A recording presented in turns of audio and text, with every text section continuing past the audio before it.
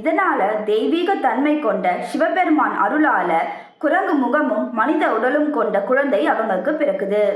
அந்த குழந்தை கேசரி மைந்தன், வாயுபுத்திரன், அஞ்சனை மைந்தன் அப்படின்ற சிறப்பு பெயர்கள் எல்லாம் கொண்டு அழைக்கப்படுறாரு. அஞ்சனாவிற்கும் சாப விமோச்சனம் கிடைச்சிருச்சு. இப்படி புராணங்கள் படி ஹனுமன் பிறந்தது மார்கழி மாதம் அமாவாசையும் மூல நட்சத்திரமும் கூடி வர தினத்துல தான்.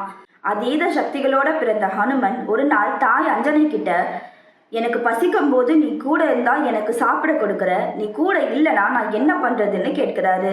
அப்போ அஞ்சனா பழங்கள் பறிச்சு சாப்பிடுன்னு சொல்லிடுறாங்க. இப்படி ஒரு நாள் அஞ்சனை இல்லாதப்ப ஹனுமனுக்கு பசி வருது. அப்போ வானத்துல இருக்க சூரியனை பார்த்து பழம்னு நினைச்சு அதை சாப்பிட போறாரு. ஹனுமன் சூரியன் கிட்ட போகும்போது பூமியில இருள் சூழ்ந்துச்சு. இதை பார்த்த இந்திரன் அவரை தடுக்கிறதுக்காக தன்னோட வஜ்ராயுதத்துல ஹனுமனை பொங்கி அடிச்சிடுறாரு.